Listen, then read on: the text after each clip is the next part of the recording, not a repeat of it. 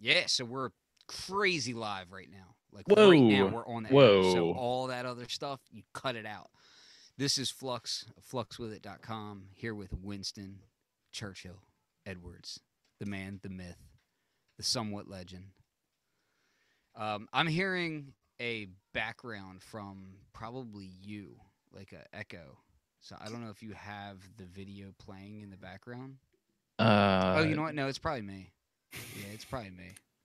I'm not So hearing that any doesn't really artifacts. matter. But anyway, so we're live streaming. This is a impromptu thing that we decided to do today because you got your mini brute when? It arrived Saturday, but I was out of town, so I got home yesterday and plugged it in around 7 o'clock. I've had about a couple hours to play with it so far. Okay, so uh, when I talk, it automatically goes to that picture, so I have to manually control this. So anyway, I'm here in my prison studio, which is a temporary setup. Um, Sure.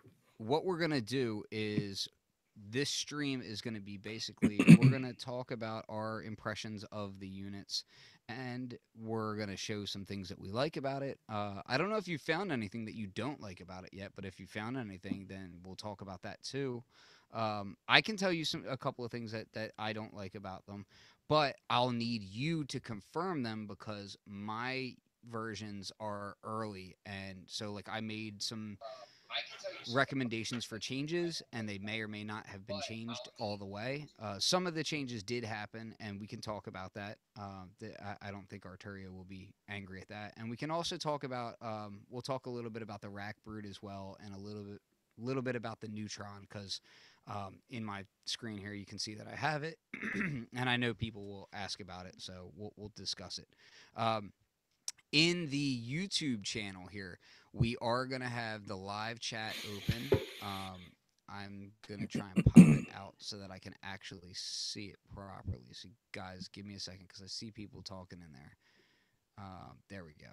Okay, so I have it popped out, and let me minimize this. I can't see that, so if you want me to chime Yeah, in on a question, just say it yeah, out yeah. loud. I'll kind of monitor that, and when people think that I'm not paying attention to you or whatever you've said, it's probably because I was reading the chat, and also probably because I just don't value you enough.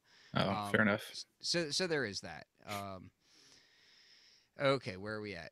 Let's get started. I'll type very quick hi, so now people Hello. know where we are as far as latency with the chat and all that kind of thing. I'm also using the studio setup for Google streaming. The Google Hangouts, which usually I don't do that. We'll see how well that works out. Um, and I'll try to remember to switch the cameras around. But if I don't, I blame everyone watching, not myself. So, first impressions. Let's get right to it. Winston, you have yours right there in front of you. I'm going to switch to that screen, and let me ask you about the build quality first. What's your first impressions on this thing? You just pulled it out the box the other day and have set it up. Yeah, I don't see any build quality issues with it. I think kind of like the other brutes, including the Matrix brute, you see the little off-skewed character of these sliders here. But other than that, it's a really solid machine. Looks really good. Bit bigger than I kind of expected, even though I played with it at NAM. But all around, I mean, it feels really sturdy, and I think the pads are nicely responsive. The range of the knobs and the sliders is really nice. So very happy with it in terms of just initial impressions on the build quality. So how I'm gonna nitpick on things that people nitpick about on the internet because that's always fun. Mhm. It's always fun to see people critiquing things that you're like, well, okay, it's a mass-produced product, but you're gonna critique that. Let's go down that road. So first thing I want to critique about and talk to you about is how do you feel about the wood ends and there's that little rack brute connection. How do you feel about that? Does that affect you in any way? Because you don't have the rack brute. Are you intending on getting that at all, or is that I've not something thought that you're about it. thinking about? I've thought about it. I'm not really sure. Yeah, I mean the wood ends are fine. I don't know if like I might have actually preferred some, black or gray plastic side ones, kind of like the MiniBrute and the MicroBrute had. Um, but they're fine, and yeah, I'm kind of undecided on the rack brute. I don't really need it per se, but I know my modular is going to grow, and I don't know if I want to like get a secondary case that's not integrated with my main one, or if I just want to buy one big one and Do just you kind of not use. have any other cases at all? No, the only other case I had was that Mantis, and I sold that when I bought the structure. I want to say thank you to Lance, who was commenting on the audio quality of the thread and informed me that I needed to turn up a bit. So I always ask people at the beginning of these streams to please comment on the audio quality in the chat, because Google is a punk ass and does not let us properly evaluate our audio as we're sending it out. So if you have a problem with the audio, let me know and I will try to fix it. Um, so yeah, going back to that, as far as having a secondary case, did you say you did not have a secondary case? No, I don't have one right now. And my current battle is: do I get a second case or do I just get a bigger case? Um, yeah. So don't get too untechnical. Get gear and drink beer. Yeah, that's honestly pretty technical right there, because you have to get into, okay, well, what kind of beer are you getting? What kind of bourbon are you getting? What kind of whiskey are you getting? That sort of thing. Everybody should know the whiskey of synth drinkers is what? Hold on, wait for it. The whiskey of synth drinkers is, of course, Balcones. So there's that shout out. I'm gonna do that now. We'll talk about the Texas rye later. Um, so getting back to the synthesizers, as far as having a portable case, I'm going to switch to my screen real quick and I will show. So here I have both, and no, they don't normally come with an Apple keyboard on top, um, but that's what's going to happen for now. Uh, this is the keyboard version. This is the sequencer version, and I have the 6U and the 3U. Now, these are prototypes, so these are a little bit different than what actually came out. Has these like rubber ends at the bottom of where the rack brute connection is at. So if you were to only have a the cases, it wouldn't scratch up your table. The angling is slightly different. Um, the power module is almost completely different, which is fine. Like, I'm really not even supposed to show that at all, but don't worry about it. It's, prototype stuff. Things get changed. Um, I what have I a will say cat. about the portability of it, all right, is on my unit, on the prototype unit, is I kind of wanted it to be a little bit wider, meaning that when you shut the case, let me see if I can show this real quick. And I'm being very careful. Oh, I'm triggering stuff. That happens when I do these things. So anyway, when you shut it, I would kind of like it to be a little bit wider, so that you don't have to be careful at all if you already have things plugged in to your rack. Now, I don't know. Hold on, I'm sorry. I don't know if they necessarily corrected that or not, or well, changed that. I shouldn't say corrected, because it's not really a really, most people when they travel, they unplug their patches anyway. But and certainly if you're going to use a stackable, you would definitely have to unplug regardless of what you have. Stackable. A Stack stackable. cable. Excuse me. I'm going to say stackable. I really don't care. Potato, Like, potato, no. stackable, stack cable, Listen. digatone, digitone. Listen. The world I live in, it's stackable. Deal with it. So, the other thing that I would say is I had heard a lot of comments where people were worrying about, there's like these like little legs that come out from the side. I'm gonna see if I can show it. So you can see these little legs stand out so that when you shut the case, everything is nice and firm. Um, in a way, they're not even needed. Like, they're really just there as like an extra support. But because the rack brute arm, I forget what the technical term that they came up with for that is. Um, it actually is it's solid aluminum, so when it shuts, it locks into place anyway, and it wouldn't be able to flex down at all really anyway. But that's there as a protection, so it's not like this is what's actually stopping it from closing. It stops really before those even go down. So I just wanted people to know that. Now, as far as the knobs and faders, how are you feeling about those? They're all pretty nice. The resistance is good. Um, yeah, no complaints, honestly. I That haven't cat is I so haven't sneaking. it's hilarious, isn't it? She really wants to be a part of this, and Are you feeling any issue as far as like so like the sequencer is obviously encoders versus yeah. the synth voice is pots because you know obviously you have analog voice and you've got pots there, but you have quality in sequencer versus the voice. Sorry, you kind of glitched out there. Can you say that again? I was asking if the encoders on the sequencer feel different than voice pots.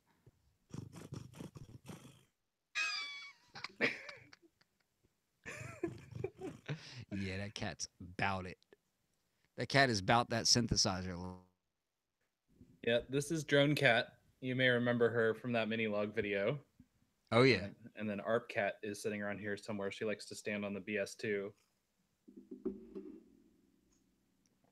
So a quick way to viewers discuss the Okay, fact kitty. that I'm actually a dog person, um, and my 14-year-old border like the love of my life. So just deal with people. Okay, what were we talking about? I was asking about the encoder Oh quality yeah, versus that they're fine. quality. Honestly, it doesn't make me feel any more or less uh, about them And the than in and what's out on the connection. Beat Step Pro. I'm trying to bring up all of the things that maybe in previous models or whatever people would be worried about. I want to just kind of address anything that would make somebody say, "Hey, you know what? Maybe I'll hold off on that or whatever."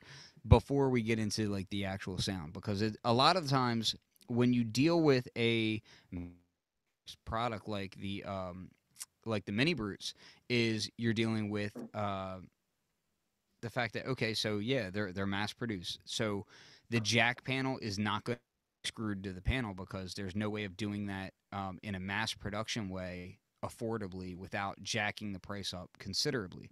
That was actually my personal,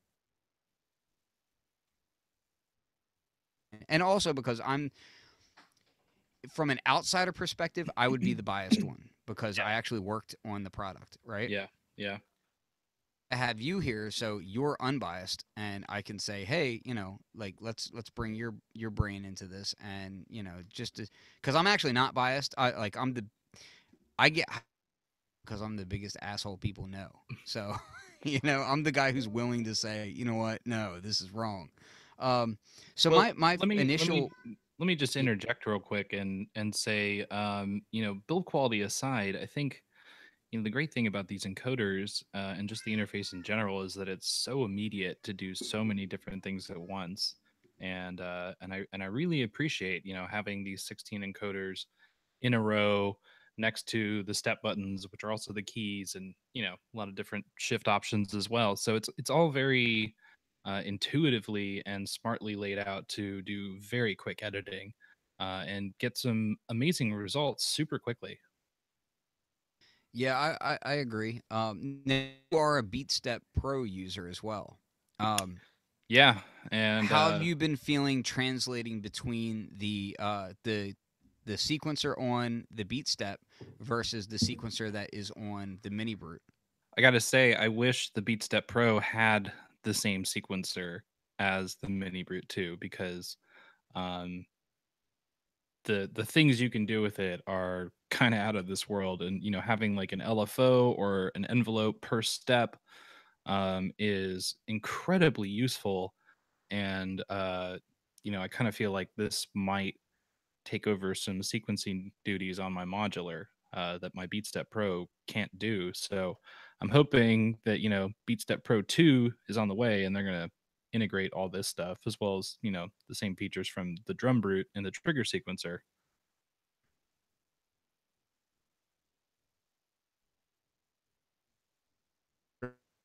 monitoring the chat and I had to turn up a little bit. Sorry about that.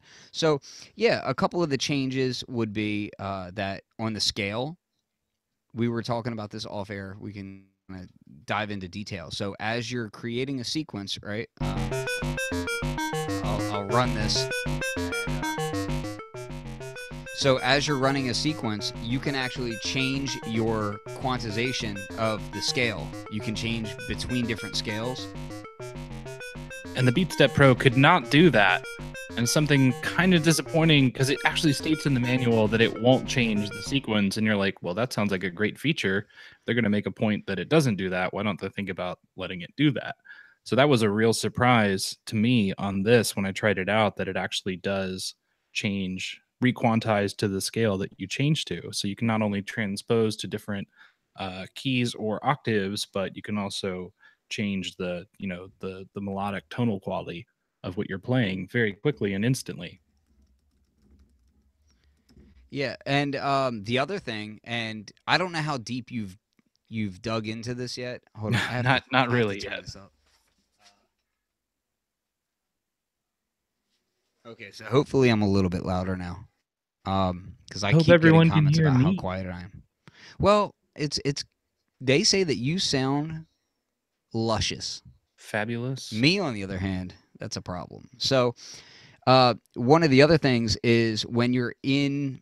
So, say you're sequencing a line that's on the MiniBrute 2 itself, right? If you press gate, you're in the gate mode now, and if you hold shift and turn an encoder, Yep. it lets you ratchet that step, which is awesome. Like I absolutely love that. Yep, I do too. Again, another feature I wish was in the BeatStep Pro. Yeah. So, we've all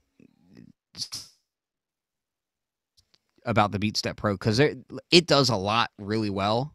I've read plenty of reports of things that people have problems with. I'm one of the few lucky ones, and I'd say this, again, I'm the biased guy, but I say this as the guy who I use this every day. My BeatStep Pro actually doesn't have problems. I'm in the same boat. I'm super happy with mine, and I learn new ways to use it every day almost. Yeah, and that's one of the things. So I kind of hesitate to say, okay, well, is it a situation that it's just a product so that you get more people saying, oh, well, I've had this problem or I've had that problem, or is it a fact that it's got a legitimate issue?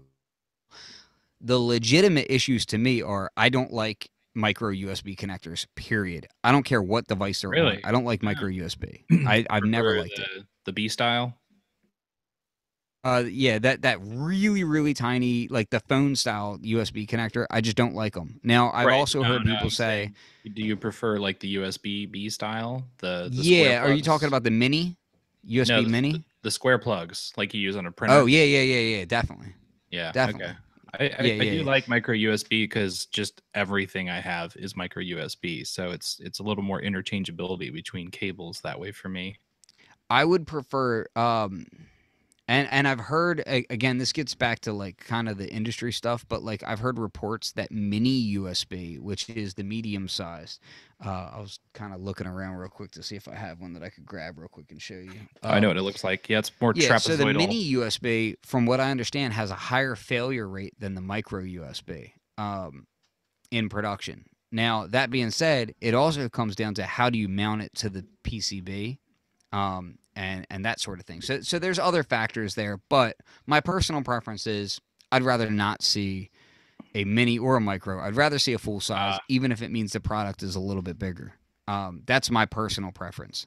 Um, that being said, the BeatStep Pro's been out for a while now and has an older processor in it and wasn't really meant to be as crazy as I think people ended up wanting after they saw things like the drum brute. When the drum brute came out and you saw the ratcheting on the drum brute, keep in mind the drum brute has LEDs for the touch strip. And it indicates what it's doing a little bit better than what the BeatStep Pro would do. And I think that there's reasoning why they wouldn't add certain features to it. I still hope that they would do a BeatStep Pro MK2 or whatever. I don't Yeah, think you can come up with a name that's like more pro than pro, right? uh, yeah, Beat Step 2. I don't know. I mean, Apple's been through this, Yeah, yeah. iPad I Pro, mean, iPad there's Air. it's proved to be a successful concept, so I think that they could actually expand upon that, and I would hope that they do because I use it as my primary drum sequencer for my modular drum set. That being said, there's still a lot of things I can do on my MPC and on my machine that I can't do on a BeatStep Pro. Yeah. It's a very different workflow, so I don't want to I don't want to poo poo it too much on that side, but at the same time, like I love like the randomization. I don't really get that from the MPC and machine that I do. Yeah. So it has a different style. But with the MiniBrute 2S sequencer, it brings over some of those features. So like you get that ratcheting feature, you get some of the interchangeability, and you get the three sequencers going on all at once. And You those have so envelopes and LFOs per step. I mean, that's incredible. yeah. Did you mess at all with the MCC, the MIDI editor software that they have? Not yet, not yet. I've got it, right here next to my laptop, so I could, but I haven't tried it yet. Now, the MIDI editor software allows you to dive in a little bit deeper. I'm actually going to let you talk a little bit about the synth voice, and then we'll come back to some of the MIDI editor stuff, Yeah, so I yeah. can share my screen and show it. But why don't you tell us a little bit about your impressions of the voicing, because the voicing is slightly different from what previous mini brutes were. Yeah, I'm actually really, really, really happy with it. It's super full and fat. They tweaked the headroom, they tweaked the metalizer, they tweaked the filter, they tweaked the brute factor, and I think the result is that you have a more whole synth because you can really you can mix and match all these different features together in a much cleaner way with better dynamic range. The envelopes I think have been really awesomely tweaked, super snappy to nice and full. But yeah, in general, even just the simplest of patches can be incredibly fat. Sorry, let me kind of dial this back in.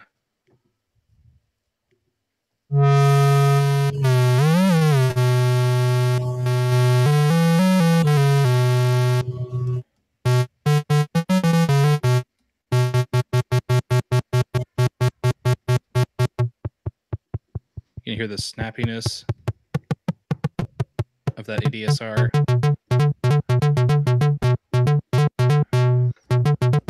You can do super quick lasery effects.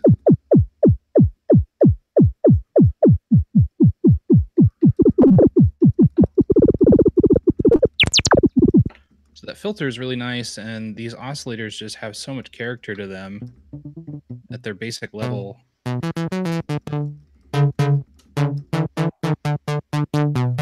So, just to give you a little bit of background on the envelopes, the AD envelope is something. So this is all technically off the record. The stuff that I'm going to talk about right now is not coming from Arturia. So I say this as like the freelancer guy that I am, and the reason why I say all this is because one, not because Arturia could get in trouble in any way, but because I know how the internet is. So I'm gonna say it from my side, right?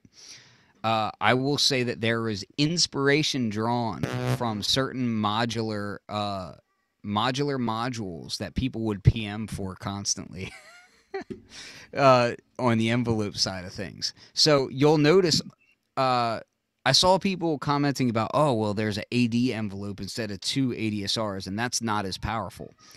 And you, sir, are a dumbass and wrong. So whoever says that, correct yourself.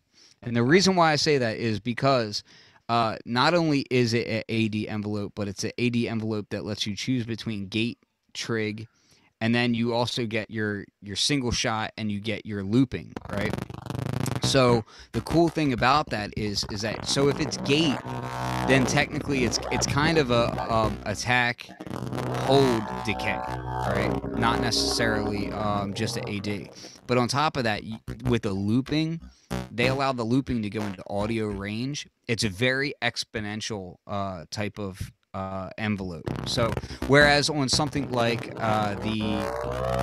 the Matrix Brute, where a lot of people were like, "Hey, it's got pretty linear envelopes on it." This is the exact opposite of that. It has a very exponential envelope for the attack decay, and that allows you to do things like get that plucky sound that maybe like a Bukla would get, and if you raise your attack a little bit, you can kind of get a Vactrol type sound out of it, which is really cool. Um, you can use it for AM synthesis and get into some pretty cool territory with that. The ADSR filter, excuse me, envelope on that has very exponential slopes on it as well. So they're all new envelopes on here as far as how they're shaped and what they can do.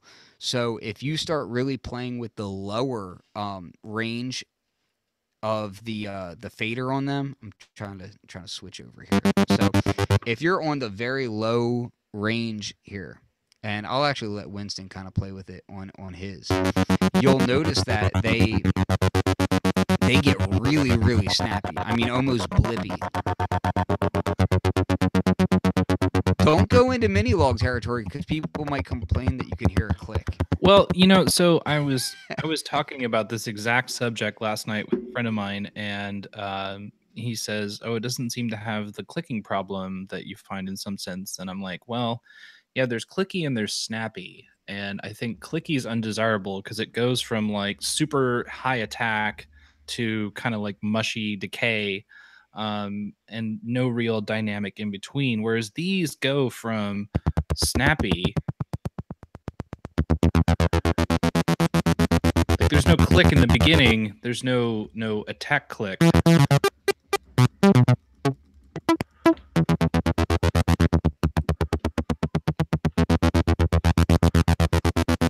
So to kind of clarify, you can get them snappy, but there isn't a DC offset that is ruining the sound.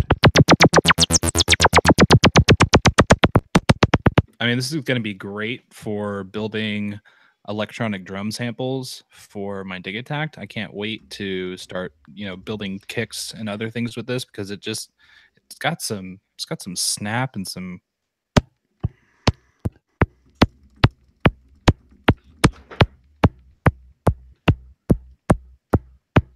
Yeah, so another thing about that is I don't know if you've had a chance to send it through effects yet, but like this? using the MiniBrute with effects, especially a delay, is so much fun because you can get those percussion sounds like that. You can use it to really play off of itself in a delay setting, which is really great. The other thing that I really like is so. Well, I should back up a little bit because I'm about to go into a whole nother section of the synth. But so one of the things that we can talk about is we were talking about how on the envelopes you have a totally different range of parameters, right? One of the things about this that I would say is also changed from previous Brute, the headroom is completely different. So the headroom on these is actually much closer to the headroom that you would see on a Matrix Brute. Now on the Matrix Brute, I'm gonna kind of see if I can angle this a little bit. Sorry if it gets crazy. Oh, it's already in the shot. Sorry, I didn't even need to touch it. Hello, whiskey. It's in the movie. It's in the movie. So anyway, behind me is a Matrix Brute. Matrix Brutes are really freaking cool, and if you have the funds to get one, I suggest it because it's awesome. I have Now, one you too. have It's one just as not in well. the same room. Yeah. Oh, it's not in that room now. No, I'm actually in the front sitting room of my house. My studio is kind of spilled over here temporarily for a day. You know what? I'm okay with that.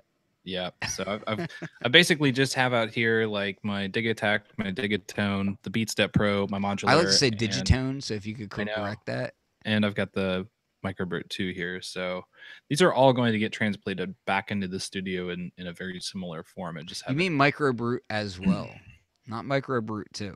I don't think that's been announced. MicroBrute also? Yeah. I'm not saying that one's coming. I'm just saying in general. But anyway, what I wanted to say is that the Matrix Brute has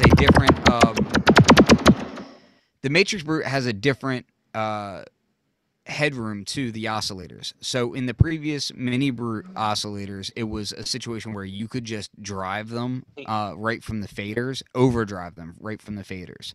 On the MiniBrute 2, that's not completely accurate. You can overdrive them just a touch, but not a lot, right?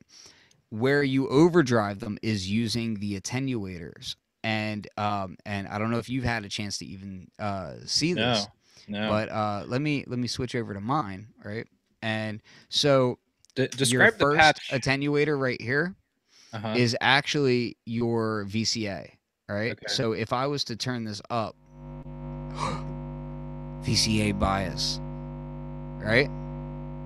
You can hear that? What's hooked into what? Just patch this out for me so I can do it in real time. Nothing is patched up at all. This is the normalized because we're semi-modular here. Semi-modular. We don't need any patch cables to get this kind of love and interaction. And hold on, yeah, there we are. So what you can see here is the very first knob next to the patch bay. If you turn that up, that's your VCA bias. All right. I know people were talking about that on the Neutron stuff that I was doing. There's a VCA bias here. Okay. So yeah. So if you like to do drone stuff or take a lot of LSD, you want to definitely get to know this. That's super smart. Yeah. The drone knob. If you push that up just a bit while you have these all up, you can kind of overdrive. You can also overdrive using the brute factor.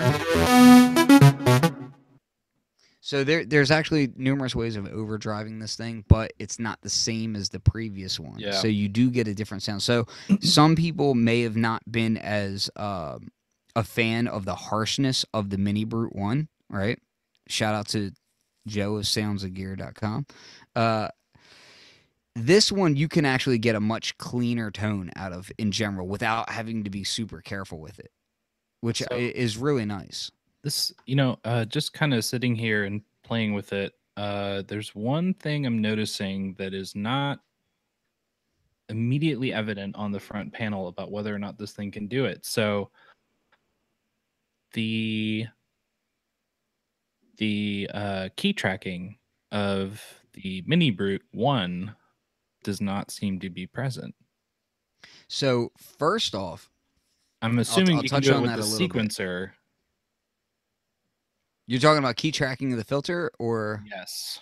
Yeah. So the first thing I'll touch on about that is the Steiner-Parker filter is not a great key tracked filter, meaning it's not a volt per octave filter. Okay, a lot of analog filters are this way. Key tracking is a great thing for many filters. It can get close. I would not use it as a sine wave oscillator in a patch. The Steiner-Parker filter is not great for that. However, you can get that key tracked aspect.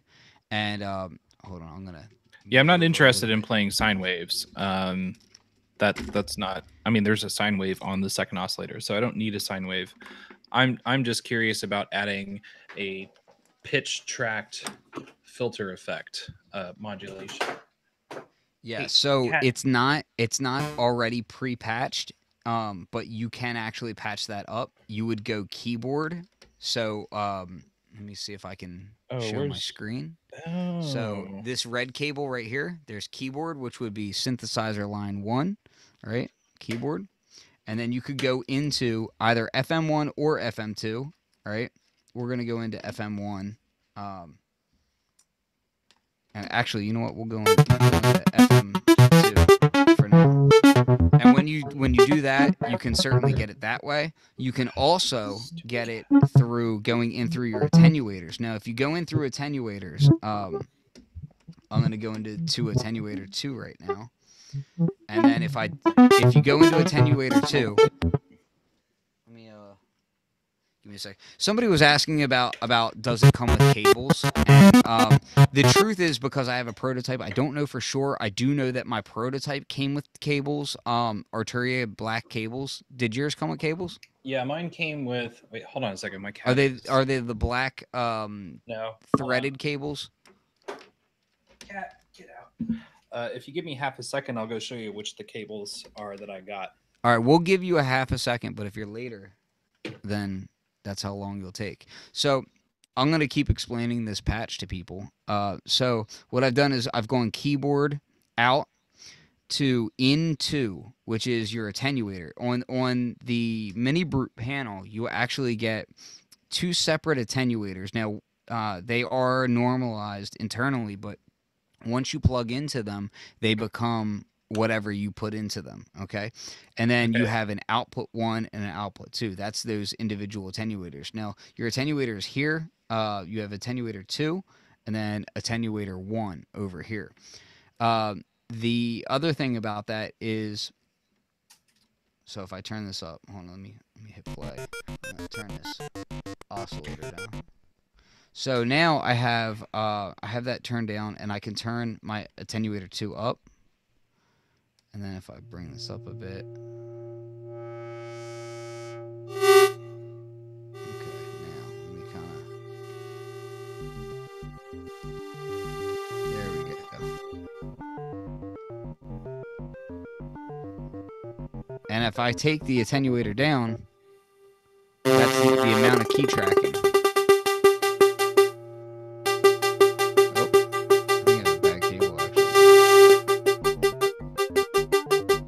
You know what it is? When I shut that case, I hit my last step, and I think it's changing.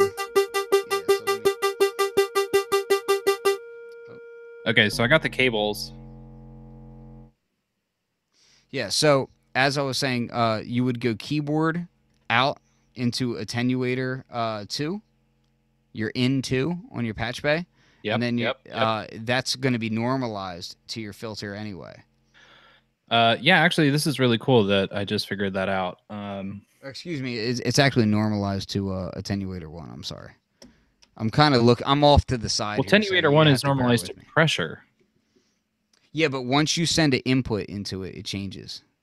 Right. So I want to send keyboard because that's going to filter track the pitch, not accurately. Yeah. So that the blue marking on your panel will tell you what is already going into whatever jack it is, right? But as soon as you plug into that jack, it's no longer that. I know. So that's what I was getting at. I know. It's like every semi-modular out there. How dare you belittle me? So this is the cable. It's white.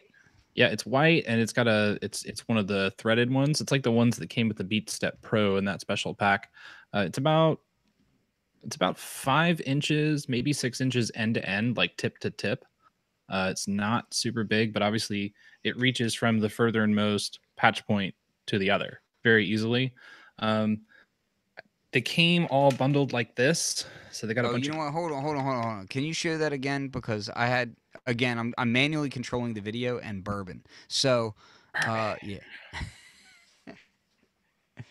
Show them again. Hold them up again. All right. So there's the cable. Yeah. I wanted to say it's about 5 to 6 inches end to end from tip to tip. So the actual cable length is about 3 to 4. Maybe closer to 4. Anyway, so yeah, they come kind of kinked up because they're wrapped like this out of the box, and I hate that. Yeah, yeah. So it's a whole nother subject, but they're the threaded style. I don't think you can see that very well, but it's the threaded coating on the outside. Yeah, which I actually really like, to be honest with you. I like honestly, it's a personal preference. Some people really like the thick threaded ones. Some people like thin threaded ones. Some people like just regular, rubber or PVC cables. I don't mind the threaded ones. I just wish they didn't come all kinked up, No, I totally agree with that. Came wrapped. And honestly, judging judging this against the MiniBrute, remember the MiniBrute came with stack cables, and Well, I can tell you a story behind that if I'm you sure care. you can, but I'm only going to say is like if this came with stack cables, that would make it a superb value for in terms of just included accessories, because you get 8 of these kinked up cables, and I'm just going to use cables I already have that are not kinked up, and some of them are stack cables or they're That right there is hold on, hold steady. Yeah, you're talking about that's a lot. That's a lot of money in cables right there. I know. This is like $100 a That's cable a in my hand. that's what I was about to say. That's about $100 worth of cables, and I Actually, don't think people realize how expensive that can be. Now, yeah. let me just show. I'll show right here. I have one of the the hidden gems of the synth world, the Arturia stackable cable. These are no longer in manufacture.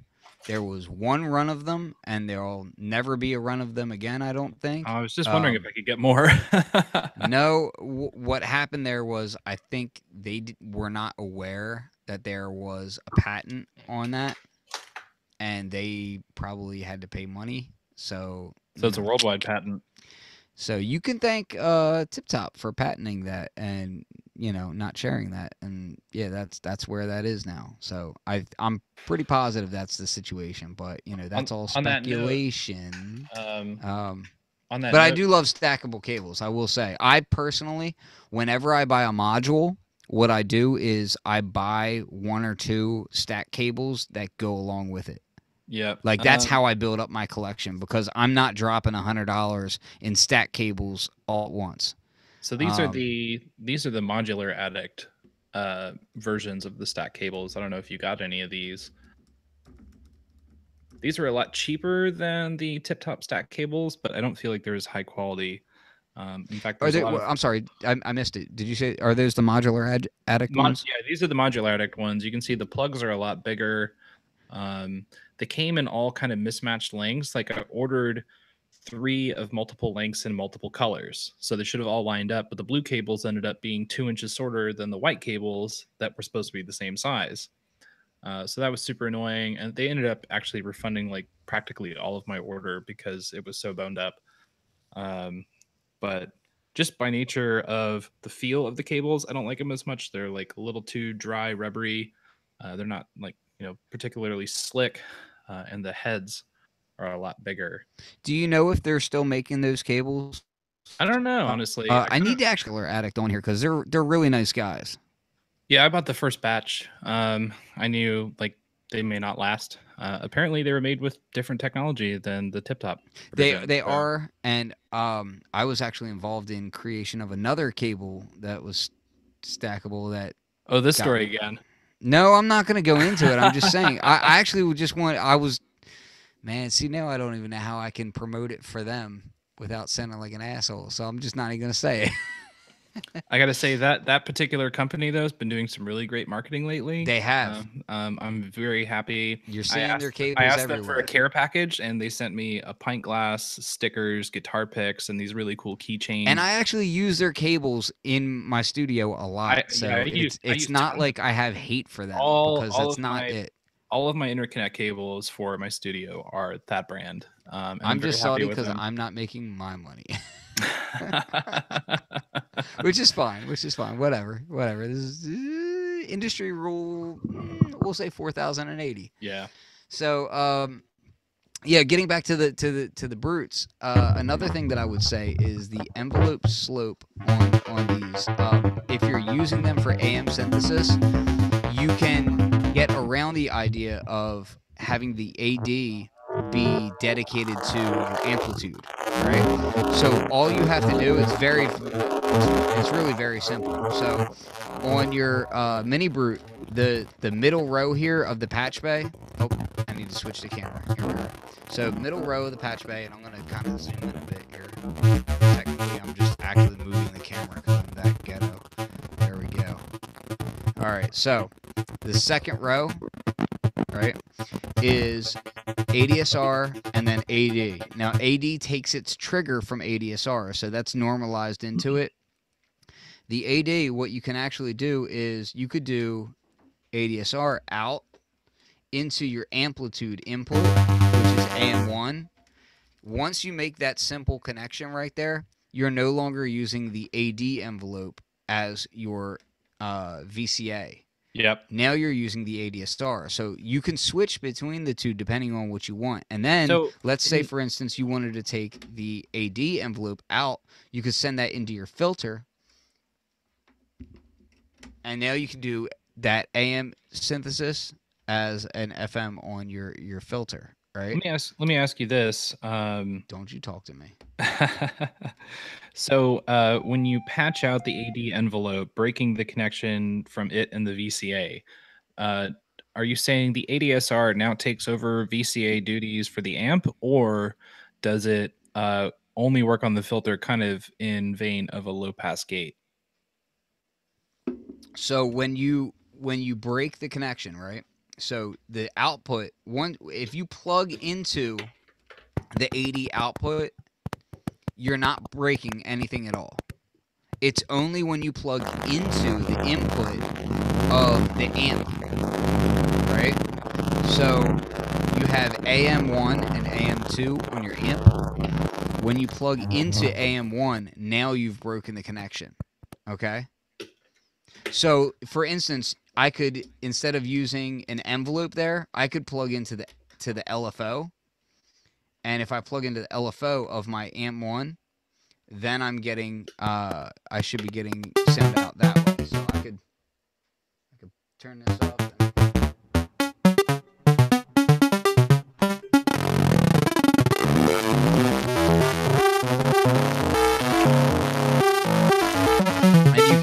you can get it going that way.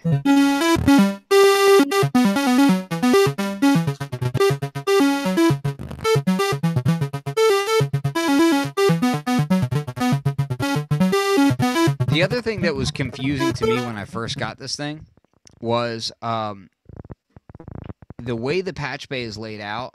There isn't just like a dedicated output as like, hey, this is your master output, like there is on the back of the synthesizer, right? On the back of the synthesizer, you have a dedicated output that's different from what you have on the patch panel. If you're using your patch panel, you would come out of your amp. Switch this over here.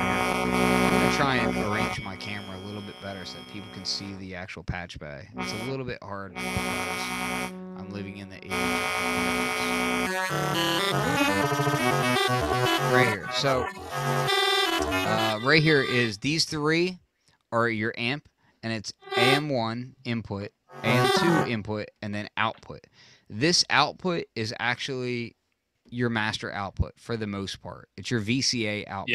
Yeah. You can actually get a different output from the master output, though. You can actually add one more output to this thing. I don't know if you're aware of this. When you're using the now my patch panel is actually different from the production unit, just in silkscreen. So if you're using the master output, which would be this top one, I believe on yours, is that correct? Very top right. Top right should be master. That's actually an input. That's an input? Yeah. Oh, yeah, no, you're right. I'm sorry. The two inputs. So top right should be master, though, right? Yes. Okay, so that input That bypasses the filter and the VCA and everything. Exactly. So And I that did will that trick. I not did that come trick out. earlier with a patch, honestly, and it sounded really cool. Just kind of layering metal mod over a filtered square and triangle, kind of alternating between each other with a couple different tempo sync LFOs, and gave some really cool textures evolving in the analog realm.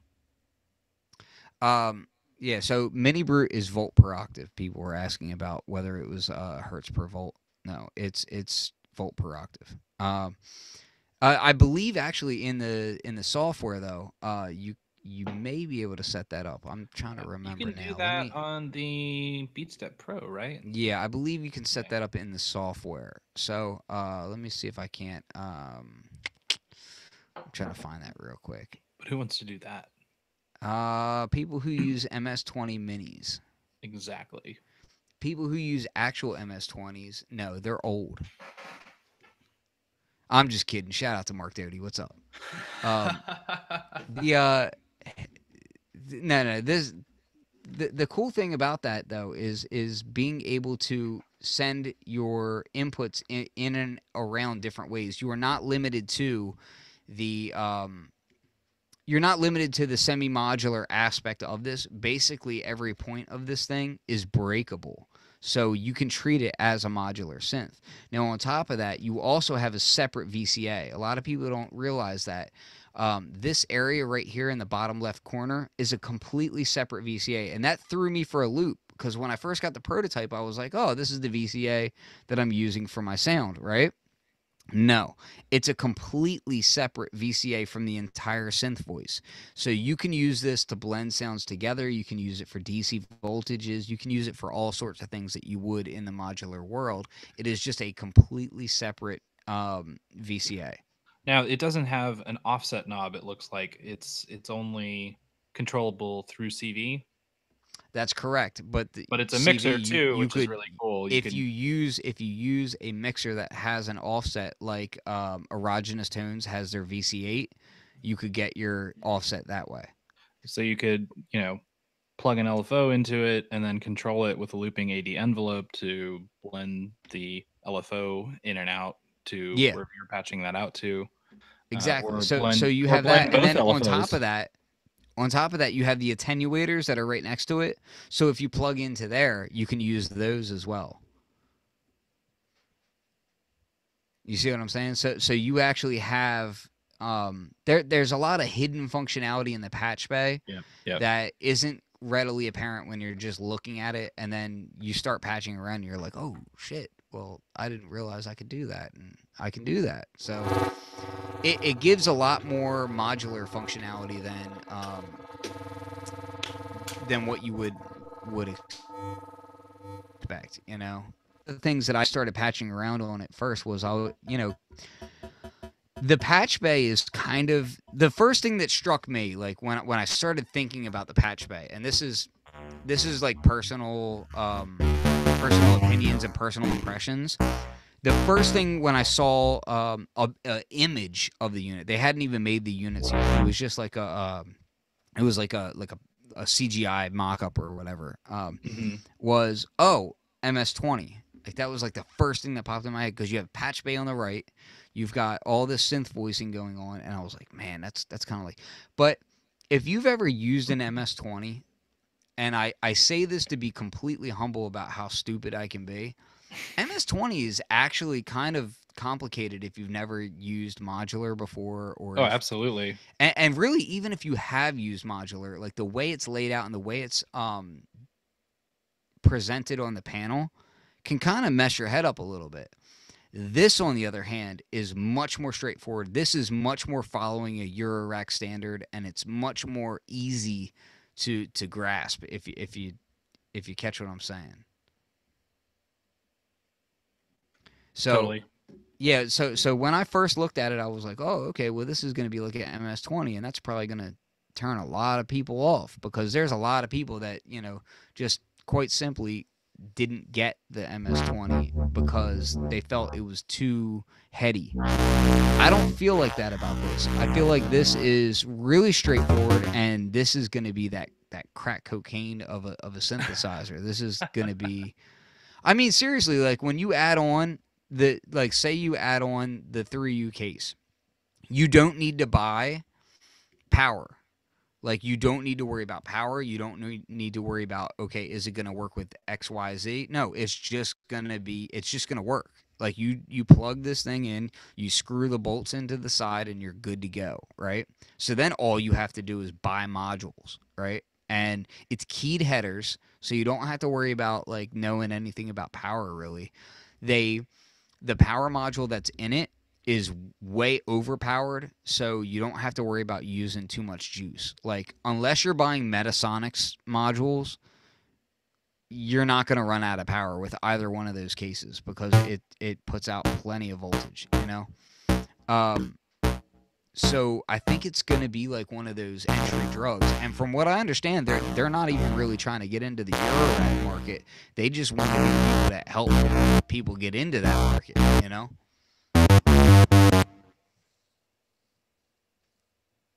I think it's a great beginner choice. That's why I'm kind of fighting with it. Like it is super simple and super easy. Um, I'm not sure if it's right for my needs. I think going to a bigger case would probably suit me a little better. Uh, but also the idea of having a portable case, something that fits in with the micro or the MiniBrute 2, uh, makes a lot of sense. I'm trying to, really kind of figure out where I want to go. But it's always great to have options, and that's what the Rack Brute is. It's a really good option. Well, let me ask you, as somebody who has you have a decent sized modular case, like Yep. your modular case is Let me see if I significant can. and in a fairly short amount of time too. Um, Basically saying that you're just spending money left and right, um, and I'm okay with it. Uh, how are you feeling about this situation now? Do you think that this would have been something that you would have used to jump into modular at the time? Because you really got into modular what, like 2 years ago, a year and a half ago? Yeah, about trying to remember when I first. Yeah, it's been almost 2 years since I ordered my O Coast. I think I got that in May of 2016. Yeah. So if this had been out back then, would you have maybe said, okay, you know what, I'll throw the because your first real modular situation was the you got that Pittsburgh Lifeforms SV1, right? Yeah. So the O Coast came first, and before that came the the Micro Brute, which had the little patch bay on it, and I got really enticed by that, and then that led to me getting the O Coast. Really enjoyed that thing, but it's also kind of uh, it's not as intuitive to use as a lot of other just plain hardwired analog synths. Even though it did have hardwired connections, the functions didn't make a lot of sense to me. When I got the Lifeforms SV1 about 5 months later after the O Coast, like things started really clicking because it was laid out much like a very familiar analog monosynth, but just had tons of patching options with it. It And had that left to right layout that you're used to. yeah, and also all the patch points, of course, were around the knobs for that function. So, like the trigger or the output for the envelope are underneath the envelope knobs. So that also kind of helped me really gel with modular and Eurorack in general. And then, of course, I went from there to getting the Mantis and building that out. And then I got the structure and built that out, sold the life forms, got a few more modules. And here I am today, almost 2 years later, with solid 420 HP full. And then I just got this Isn't Mini it Brute fun? 2S. Isn't it It is fun to fun. look at it and just be like, that's my bank account?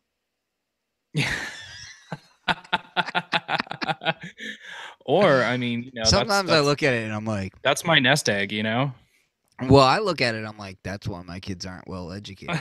I'm like, they could have gone to but college, but to that no. effect, if anything ever happens, you've got plenty of investment that you could unload pretty easily. You won't get like a really great return on it, obviously. You're going to make less money, but Well, here's what I'll say to that, because to me, as a guy who is, I came up, I came up broke. I still am broke, and I still feel broke, and I still will be broke, and that's just life, and I'm okay with that, but I'm not okay with it moving forward. What I'll say is this: um, if you're going modular, right? If you're really going modular, don't be afraid to go used. Used is a oh wonder. yeah. Like used modular is probably the best used gear market out there, next to like maybe percussion. Like because you can get modules for on average about 75% of new, right? Yep. And still be current. Like still be getting stuff that's like out with like it's almost like GameStop games. Like it's so like a lot of the modular guys like to switch modules so fast. It's like Yep. trading cards. Yep. So you will see modules that come out that are the hot new shit, and then 2 months later you'll see them blown out for like 75%, you know? And then if you buy them at 75% used, you can sell them for about the same in another 6 to 12 months and not lose much. Now, there is an exception to that rule, and this is my personal this is what I've noticed. If a module is digital, be prepared to lose money on it. Okay? If a Hmm. module is analog, more than likely it's going to hold value. Now, when I say that, I say things like I say that more or less to the idea that if a module is, say, like a sampler, well, samplers can be improved upon, the code can be improved, processors get better over time, that sort of thing, right? But if a module is, let's say, a low pass gate, it is what it is. You're not emulating that with anything digital, whatever, like any differently than what it is. It is what it is, and you're buying it for that. You know what I mean? So to me, if you're buying a analog module that's kind of unique, you're a little bit safer than, say, buying a make noise teleharmonic, which might lose, half of its value in a year, and then somebody comes along with something else. That doesn't mean that it's any less good in half of a year. It just means that a lot of people have trends and they kind of tend to move around. There is a lot of trending that goes along in the Euro rack industry, and that is what it is. It's not good, it's not bad. It's just how people flow. So, when people ask me, like, I had a buddy of mine ask me the other day, like, "Hey, what do you think about the teleharmonic?" I'm like, "You can get crazy deals on the teleharmonic. Buy Yep. one. Like, Yep. you can get it stupid cheap. It's a cool module. You don't have to buy it new because you can buy it cheap." Same with when people ask me about, you know, there are certain modules though that hold their value insanely. Like if you buy a maths, even though they're flooded the market because everybody buys maths, they're that useful. So Yep. they tend to hold their value, not far A lot of make noise lose modules. value. Yeah, yeah, yeah. But I'm using CPO and maths and I'm Renee. using teleharmonic in the same light because they're from the same company. And I'm not picking and choosing between the two. I'm just simply saying, like, look, this is a digital module. This is an analog module. There are other digital modules that can do not what the teleharmonic does, but similar, right? And then there are other modules that do what maths do, but similar. And it's very it's something to be aware of in the used market. I like if you look at what is the Harvestman ones, the wavetable module that they have. The piston Honda, Yeah, yeah, yeah. and then So also that the dropped in Kermit. The value and Kermit then it has the raised wavetables right back too. up in value, and then it's a very volatile value on that one. It goes up and it goes down. It goes up and it goes down.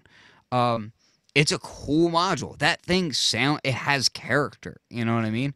Um, every time I've used one, like I don't have one, but I have friends who have them, and every time I use them, I'm like, man, that thing's really freaking cool. But you see the value on those go up and down like crazy. Yep. For the most part, I see most of the analog modules stay fairly steady. It's just a strange occurrence that I notice. I've started buying majority of my modules used just because you save so much money and the resale value is pretty much what you pay, so long as you don't, destroy the cosmetic qualities of it. But for the most part, I try and buy around, 65 to 75% of value, knowing that I could sell at, 70% retail, or just to recoup my money 65%, and it would go super quick. Yeah, yeah, but with these types of entryways. So, do you have a mother 32 or no? No, never got one, and don't regret it, honestly. Yeah. Um, Well, I'm looking at other semi-modulars that are gateway drugs, right? So there's that. There's I don't really consider DFAM in quite the same territory 'cause that's more drum, right?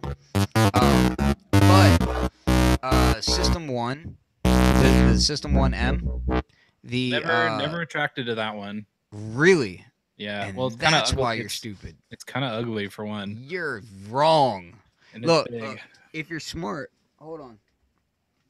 If you're smart, if you're smart and you get a System One, which I have zero affiliation to, just to let people know, I'm gonna click on my feed here.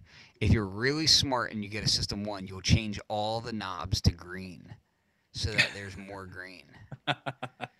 Because all you people out there who complained about the green on a System 1 can eat me You know what else is so green? hard. You know what else is green? Oh, snap. What is that?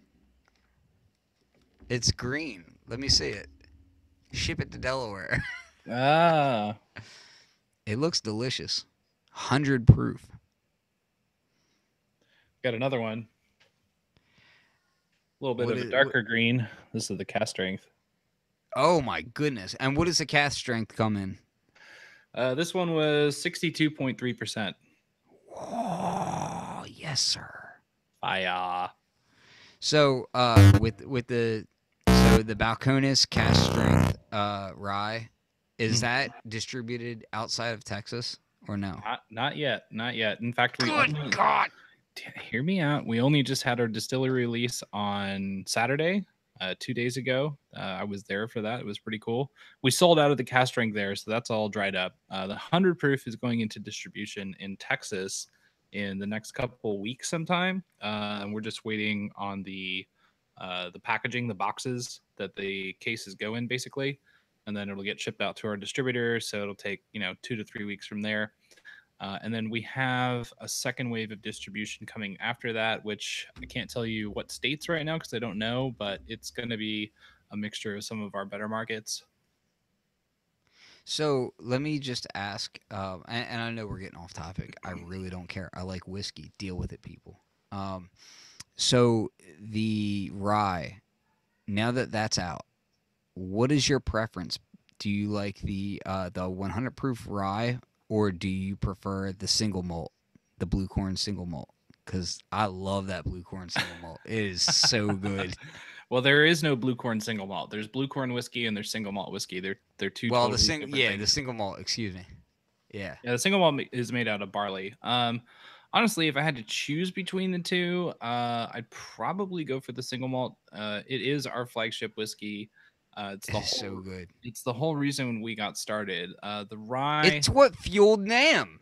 yeah, the rye is really good. I just personally I generally prefer single malt whiskeys to rye whiskeys. So they're actually some very kind of in common notes to them. They both have that kind of roundness and that sweetness, but it's kind of the backing flavors that change up. And I gel better with the single malt, but I will also drink the rye if I can get it because again, it's Balcones. It's not going to be bad, whatever it is. So the baby blue. I always like to tell people about baby blue because it's so different from any other whiskey that I've had. Hmm. It's got that. It's very. It has like a butterscotch note, Yep, very butterscotchy. and I try to explain it to people, and they're like, "Oh, so it's flavored," and I'm like, "No, No, like it's not flavored. It tastes like butterscotch. Like, man, it's so good." But the single malt for me is really where it's at. Like that's like my personal like yeah, whoa. yeah. If I had to put everything in order of how much I like it, I mean, the single malt is still below a lot of my other favorite products from the distillery. So there's certainly a hierarchy. They're all in the like to love range. Like nothing is in the dislike or hate range. But the amount at which I enjoy these individual whiskeys, varies a little bit. It's also kind of situational. So there may actually be some situations where like, yeah, I'm really in the mood for a Balcones rye old fashioned. I probably enjoy that more than a single malt old fashioned. But it's all about mood. It's all about Yeah, situation, for set and sure. setting. Yeah, me personally, I just yeah, I really liked I've had the blue corn, I've had the baby blue, I've had single malt. Trying to think what other ones I've had. The Rumble is amazing. The Yeah, the Rumble brimstone. is something else. Yeah, the Oh brimstone too. goodness. I'm way off track. I'm way off track. Let me get back on track just for a second here. So, I talking about love. other semi-modulars real quick. So I really like the System 1M. I really like it, and the reason why I like it is because it's digital done so well. Um, Everything is high resolution on it, You right? keep talking, and I'm gonna be right back because I'm gonna get Yeah, more yeah, beer. you do that. So the thing that I like about this is that everything on here is high resolution. So you don't get zippering or stepping. So for instance, on certain poly analog synthesizers, when you sweep the filter, with a high resonance, you hear this zippering sound because it's digitally controlled. Even though this one is not analog digitally controlled, it's just digital, you don't get that sound. So it sounds more analog than certain analog synthesizers that are digitally controlled, which really irritates me about certain analog synths. But I really like this thing a lot. Now, yes, it could have way more patch points on it, but it's got a decent amount for what you're doing. And for the price point, it's pretty cool. I like this thing a lot. I use it a ton. Currently, I keep the Pro Mars in here. I think I'm going to add some other plug outs to it. That's my biggest gripe is that they tried to charge for the System 1 plug out, which was like, or plug in, excuse me, which was like, well, I have the hardware. Why are you charging me extra for that? That made no sense. So the nickel and diming from Roland kind of is a little bit ridiculous and irritates me. But the synthesizer itself is pretty freaking awesome. I'll probably add the 101 to it soon, and just to switch it up for fun. But I do really like this one a lot. So semi-modular, this thing is pretty awesome. The other semi-modular I'm really enjoying would be, and this would be, I'll give a bias. Hold on. I'll give my bias warning because I'm currently testing it and seeing what I can find wrong with it and all that good stuff. You talking about the Neutron? Yeah. This interview is over. Well, the so about the Neutron, I would say. Can I just say on record that I have zero interest in it? And that's fine. Like to me, the Neutron As is not someone a. that owns a huge modular and God knows how many mono synths, why do I need this one for $300? It's just going to take up more space. Let me get and the into that. resale Let me get value is into going that. to be Let me terrible. address exactly that, and then we'll see where that goes. All right, Because go ahead. I'm not in disagreement with you, but I am in a situation where my modular is bigger than yours. So shut up. That's how it's a military ranking thing. So I don't know if people are aware of this, but in your rack it's military ranking. If your rack is bigger than someone else, they have to salute you when you walk into the room. I don't know Are if you you know saying that you're Donald Trump and I'm Kim Jong? Don't ever say that again. No, so I'll explain my reasoning on this. First off, I'll say, I mean, obviously, I have many modules that do similar things to this, that each individual module costs more than this. There's that point. You can get that out of the way. We're not even going to go down that route. Obviously, this thing is ridiculously inexpensive, okay? But here's what I'll say that I really like about it. One is, so it has a bucket brigade delay. Right? The bucket brigade delay is you get control over time on it. You don't get control over a mix. CV wise, I'm talking. But that's really nice. And you also have a tone knob on here, which is like an EQ. It's like a post EQ, and you get control over that. So that's really fun. I will say But the 3340 VCO, you have two of them. You got the dual 3340, right? And you can FM it. You can do pulse width modulation, and you have that tone mod that's very similar to the tone mod on the DeepMind 12. So you get that characteristic. And let me show you something real quick. All right, are you ready for this? No. I got to show you this because I don't think anybody's seen this on any videos yet. This is something really cool, and it's actually in one of the newer firmware updates. So let me see if I can show it. Give me a millisecond to set up, okay? All right. So what you're hearing right now is the Neutron, right? While you're doing that, I will say the addition of a delay is a huge plus Something that I really like about my Roland SEO2 is that it has that built-in mono delay. And I think the MiniBrute 2 2S would literally be perfect if it had delay. If it had an analog delay built in, like maybe pull the same one as the I am Matrix not Brute. in disagreement with you at all. The delay of the Matrix Brute is so dope. It's Like so I sweet. Yeah, freaking love it. it's so good. All the effects on that machine are great. So let me just show you something really cool that I kind of wish that the Mini Brute 2 did. And I kind of I asked them to find a way to do something similar earlier on. Um, but so right now I have a mode where I've pressed and held the range knob and you see it flashing, right? So the LFO shape knob now, you'll see that these two lights right here are flashing or are lit, right? That's because I'm Mhm. actually out of tune. Now I pressed a C note, right? I believe I did. So anyway, I pressed a C note. And notice that it's out of tune. If I go like this, right? I'm adjusting. You can't see it because I'm off the screen here, but I'm actually adjusting. It's a tuner. So you can actually tune your oscillators right on there, and it'll show you that you're in tune. So, uh, there. Now I'm perfectly in tune. All right, maybe just ever so slightly sharp, and you can tune your oscillators by. So if you have a MIDI cable plugged in, let me back this up so you can see what I'm doing here. So I have a MIDI cable plugged into a DeepMind 12. Um, if you have a MIDI cable plugged in and you press a note, and then you hold the range button, the LFO knob will flash and it'll show you what your tuning is, and then you can adjust the tune knob and you'll get directly in tune, which is dope. Like it's such a little thing, but it's so handy. Like that is crazy handy. That's actually one of the things on the Mini Brute that I had an issue with. Now let me actually ask you about your tuning knobs on your Mini Brute. Sure. Because again, I'm on a prototype. It's one of the things I asked about, so I'm hoping it's been changed. Um, are the tune knobs for your fine tune, are they any stiffer than the other knobs or no? No.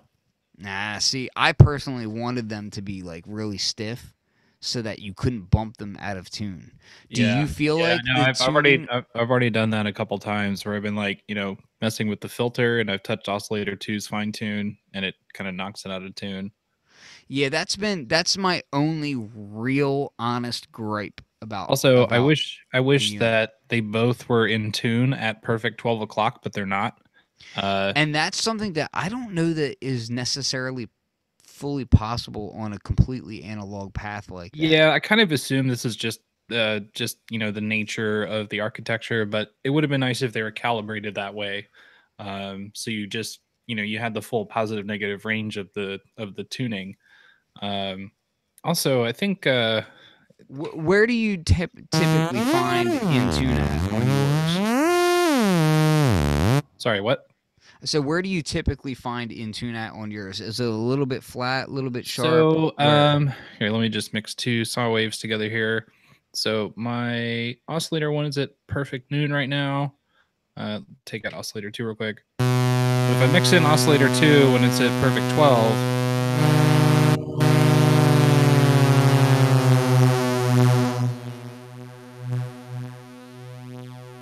it's close to about between 10 and 11 o'clock. That's where it is perfectly in tune, Yeah. oscillator one. Now, yeah, but did you tune oscillator one to is that tuned to your C note or no? Or Well, I mean, A or wherever I'm you want it hitting to be? C. I don't have a tuner in front of me to see, Yeah, see, what's I perfect and tend to what's use not. I'll tend to use either well, I'll show you real quick. I have so in this rack particularly, I have a Mordax data, so I can of course I can go into here Yeah, and then I can go right to I could tuner. plug mine in, but I'm too lazy. Yeah, and I could go right from the tuner or oftentimes, honestly, I use an app on my phone and it works great. So I'll tune the primary oscillator off of my phone and then I'll tune to that, or away from that, depending on what I'm doing. Yeah. If I want to tune a fourth or a fifth away, then I'll do that. But yeah, I mean, and that's how it. when running MIDI with the neutron, it's 12 o'clock, right? So if you're running MIDI on the neutron here, 12 o'clock is in. But if you're running CV, and this may or may not change, I'm just gonna say because this is a early version, pre-production version. But if you're running CV, I believe it's actually down a little bit. It's pitched off a little bit, and that's going to be different unit to unit because that's just a function of analog love. You know, you get a lot of people who are always like, oh, I wanted an analog drum machine or I wanted an analog synth, and then as soon as they get an analog drum machine or an analog synth, they start realizing that, oh yeah, guess what? Analog drums and analog synths have drawbacks as well, and then they can't deal with those. Like, you have to be able to deal with that kind of stuff. There are certain limitations to being analog that, there's good things about it, there's bad things about it, and there's the in between. So Yep. but I think we've kind of come to a good head on this. Yeah, I am going to add one more thing that just kind of came up as I've been using and playing with the MiniBrute 2 in front of you. I really I'm a little iffy about the switches. I was at first too. They seem very sturdy, but I They kind of are. preferred the switches on the original MiniBrute, which were like, kind of nested and they notched up and down. I thought about the same thing. I almost and even that was prefer the switches my of my the worry was Minilog. more about touring or like just taking it out and about, and would they get snagged on something, and broken off in that I mean, way. they're short enough that maybe they wouldn't, but the recessed switches of the original MiniBrute wouldn't get caught up at all. Not any more than the knobs would, Yeah. So Jacob is telling me to check my Facebook to see how I have to watch your videos now. I hope that's not bad, man. Is it that bad? It's got to have a glass of whiskey to stand your voice. Yeah. The I will say that they worried me just bad. Wait, say that again. You cut out. I was talking about the width of the shaft. Oh, yeah. So yeah, for me though, the width of the shaft when I first felt them, I was a little bit worried. But I will say, like, they've held up perfectly fine, and I'm very aggressive towards prototypes to try and break them and try and find problems, and I haven't had a problem with that. But that was something. They're satisfying to throw the switch. Like, they have a nice satisfying throw on them. But I was worried about that, and it doesn't seem to be an issue.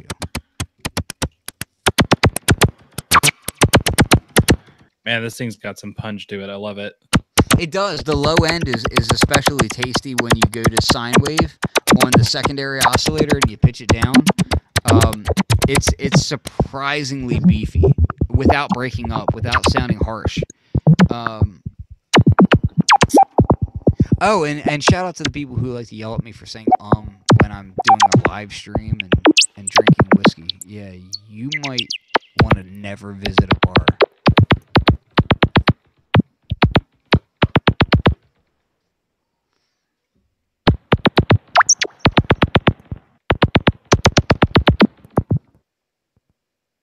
All right, so look, we're gonna let this go, and if people have questions or comments, no, I'm letting you go. You're not letting me go. I'm letting you go. It's not you, it's me. Oh no, wait, it's not me, it's you.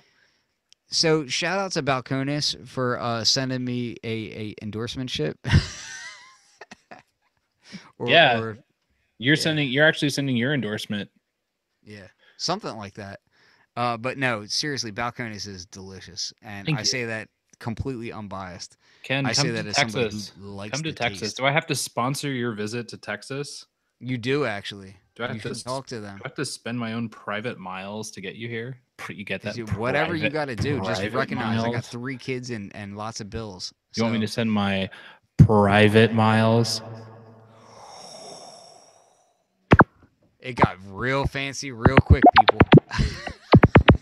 So yeah, if you guys have questions or comments about the MiniBrute, the Neutron, or synthesis in general, whatever's coming up, certainly just drop a comment in Facebook or YouTube. Please share the videos around and subscribe, because it I don't know if it even helps me out. It just makes me feel better about myself because recognize that for every video I do, I get at least 5 super negative comments that are basically asking me to commit suicide. So, and I honestly, like, that's cool and all, but I'm busy. I'm too busy to commit suicide right now. So, yeah, Um, yeah. can I also plug myself? Depends on whether or not you plan on committing suicide. No. Okay, then you can plug yourself. Okay. So if you want to see videos of me playing with the MiniBrute 2S and other pieces of gear I own, you can follow me on Instagram at particles into waves, all one word. That's it. It's actually like, I almost have as again, many followers as you can. well, you're better than I am, so there's that.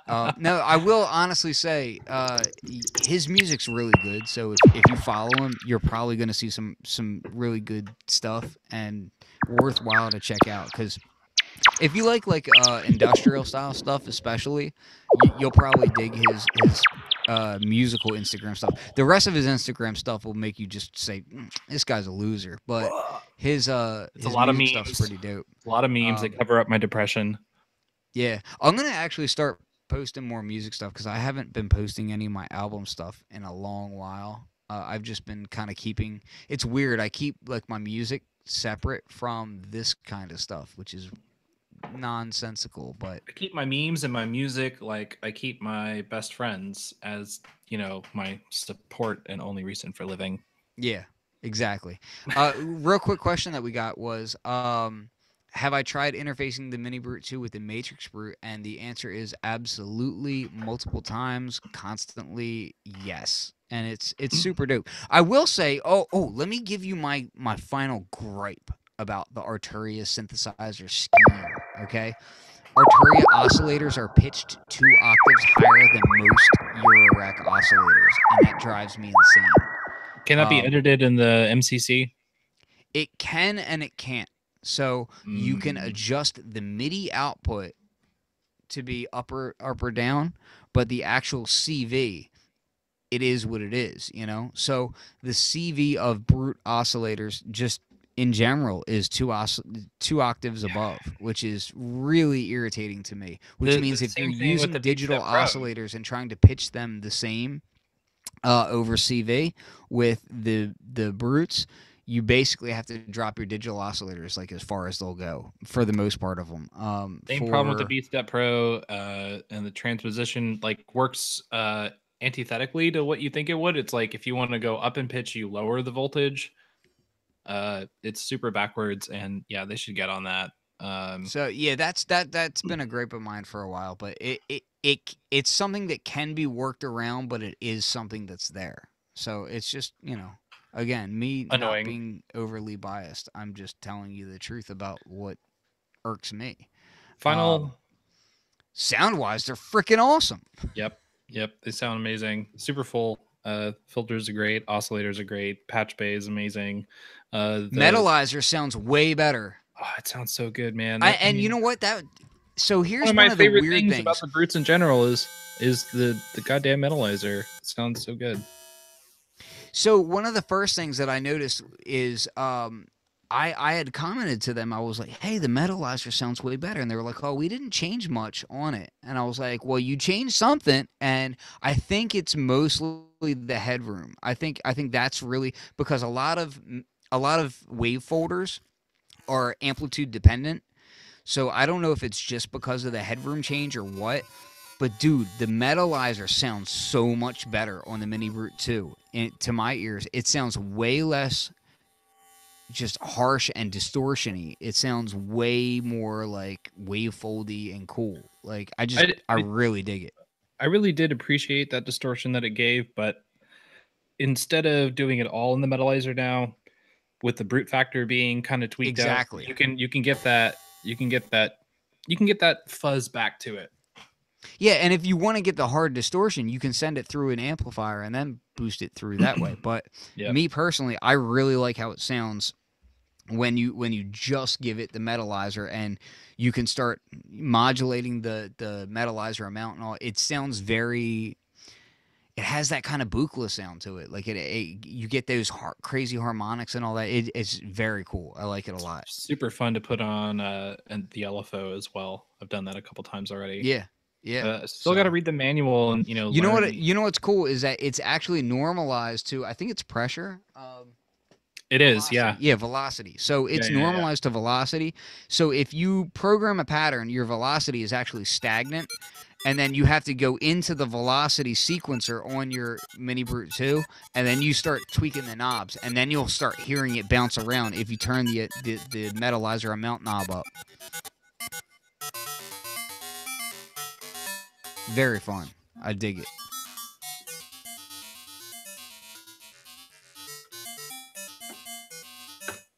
Super fun.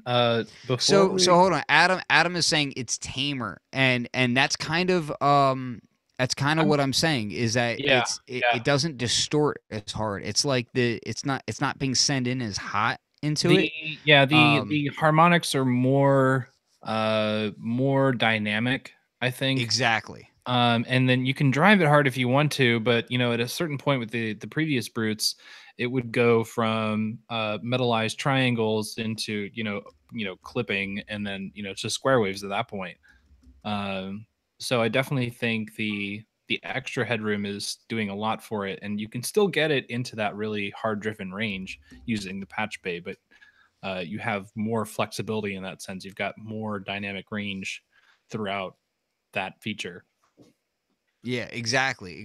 And one of the cool things about it is that so one of the comments in the thread was that it's very FM like, and that's exactly right. It's that so you're folding it and you're getting a very FM sound because you're doubling and tripling the frequencies inside of there. So it gives it that kind of, if you modulate the amount on it, it folds it faster and faster, and you can get those kinds of cool sounds. And then you add that in with the AD envelope, and you get that plucky FM type sound, and that's where that whole like buchla type sound. When I started, it's a very additive synthesis type sound. Careful when you say that; you might draw out Mark Doty. Oh no. Oh man, I do love Mark though. Oh yeah, Mark's great, but Yeah. he comes out of the woodwork when you mention terms that you understand and he doesn't. I mean, terms that he understands and you don't. Don't talk about paraphony. No, Mark, we let's. love you. Yeah, absolutely, Mark. And if you're listening to this, which you're probably not, because you got better things to do, like playing with your Buchla system, you bastard. I thought you were gonna say coloring his beard. Damn it. Oh, he No, looks I'm just good with a playing. gray So, beard. hey, we'll send this thing to an end, and I'll almost let you finish a thought. If you want to say your closing thoughts, I'll almost let you finish it, and then I'm gonna cut it off.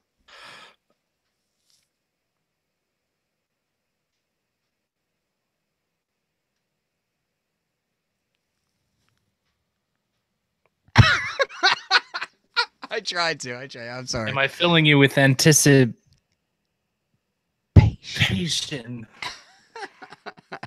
No, I think the MiniBrute 2 is sick. I love it to death. I'm going to experiment so much with this patch bay. I can't even like really flesh Do you out in like my mind. Legos? I love Legos. You know what I really like? I'm I sorry. like I had to do turtles. that. I like turtles. I had to do that. No, I'm super happy with this thing. The raw tonal quality is out of this world. It sounds really, really, really good. And as soon as you pair it with a little bit of delay, or it just comes alive so quickly. It sounds so great, so organic, so fat, so big. Filters are awesome. Oscillators are awesome. The patch bay opens such a massive possibility, and the sequencer on the 2S is unrivaled as far as any semi-modular gear goes, and I think it's got a lot of trickery into it that would make most Eurorack users jealous. So I can't wait to actually pair this up with my system, plus the BeatStep Pro, plus my Electron boxes. They're all going to be kind of like part of the same rig. Maybe I'll throw the O-Coast in there, and they'll all kind of like get along and play. I But was actually a little bit. I was a little bit on edge waiting for you to get your MiniBrute to see how you felt about it, because I know how you can be about certain synthesizers, and I was like, is he I gonna mean, like it? Is he gonna be? I I knew, was I really knew, interested.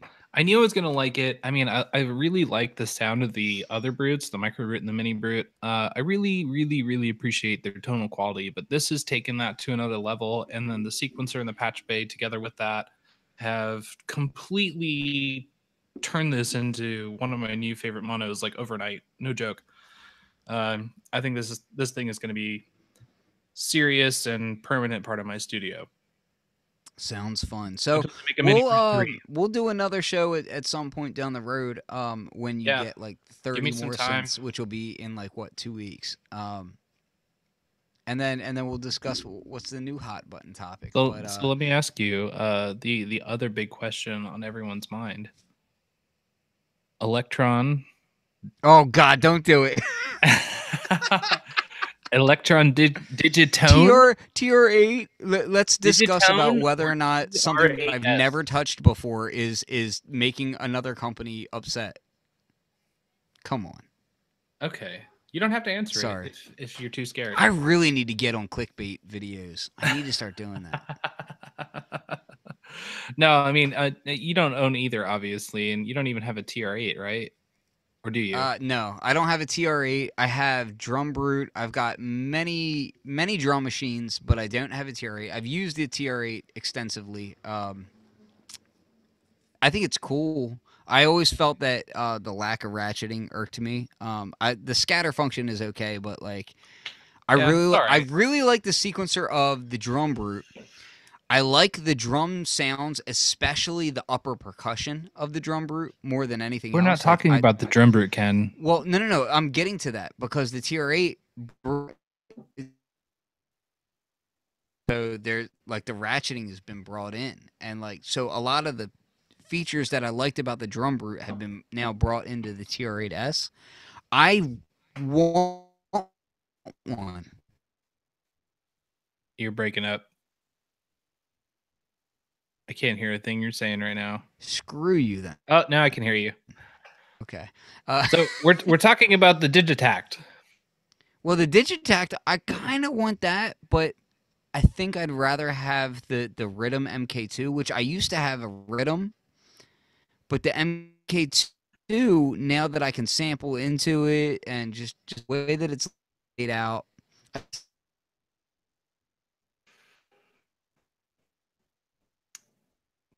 You're breaking up again. Sorry. MK2 than a Digitact. Digitact. I'd rather have the Digitone. Digitone is... Which is totally different, I know, but that thing looks dope. And I played it at NAMM, and I was like, wow, it sounds good. So I've got it connected right now. Can I play some stuff? Let me... Hold on. I'm loading a track right now.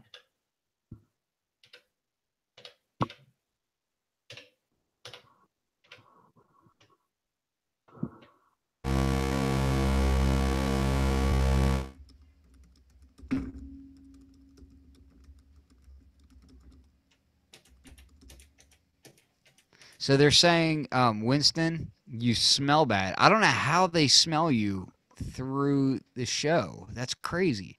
But no. They're legitimately they smell. You say you apparently smell of elderberry. It's right there in the text. Can you hear that? I can see it right now. It's in the chat. You smell of elderberry. Is that Lance? No, it's me. I'm lying. They didn't say that. Well, I was going to say Lance is a friend of mine. Can you hear the Digitone? Just a little bit, yeah. I'm trying to figure out which channel it is. It sounds distorted, but I don't know if that's the tone that you're that's doing. the patch. That's the patch. Okay. All right, here you go. There it is.